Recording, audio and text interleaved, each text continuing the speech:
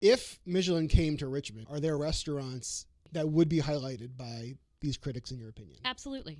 Everybody wants to talk about the Michelin Guide right now.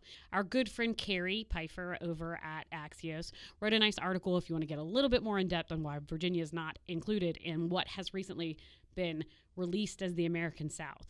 For folks that maybe not know what we're talking about, the Michelin Guide is a guide that Michelin Tire Company put out for decades in Europe that highlights the best restaurants in a particular region or city or country. Sure. So they send out what they say is a cadre of critics based on a rubric of stuff, and they give you stars 1, 2, 3 based on what they think are great restaurants. There are people that travel specifically for Michelin, right? Food tourism is big. Some people travel to see fish. Some people travel to see a football team. These are people that go to restaurants. Some people travel for Guy Fieri's, diners, drives, and dives. But all of these things actually help tourism with food. What people don't know, about Top Chef as well, I don't think people understand this, is that tourism plays a really huge part in Michelin, Top Chef, name other places, sometimes even magazines, on how certain cities, or almost all cities,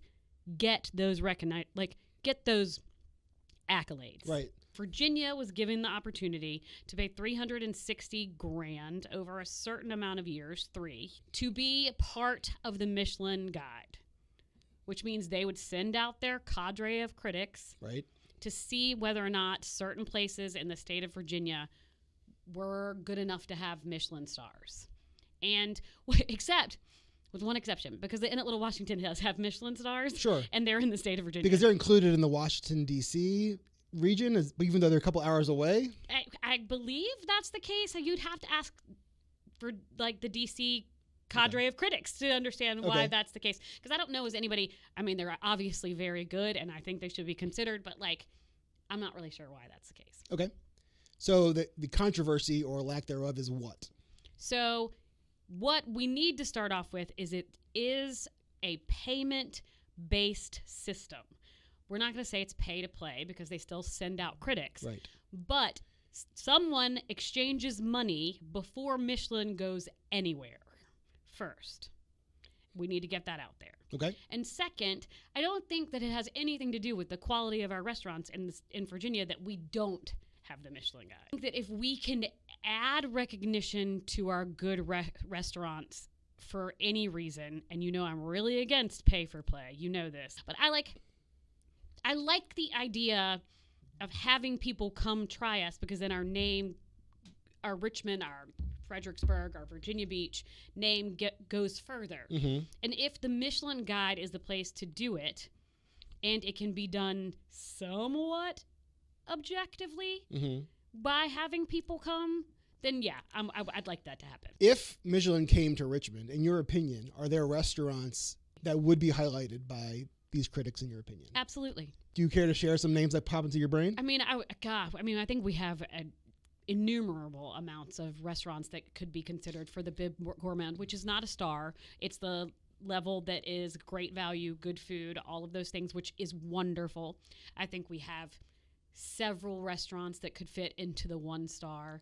Because in my brain, I'm thinking of in the Bear, when they go to that restaurant, Alinea, is that what it's called? Yep. And so it's really expensive food, very small portions, very... in your head, that's what a Michelin 3-star is, right? In my head, yep. so that's a 3-star. Yeah, that's what you see is tiny one tweezers bites. food. Yep. Yeah. For $400. And I don't know as we have that in Richmond, which, frankly, yay, because it's a once in a lifetime experience. Sure. And I love Richmond because a lot of our restaurants are more than once in a lifetime, and I think that makes us so accessible. But yeah, I definitely think we have starred restaurants here.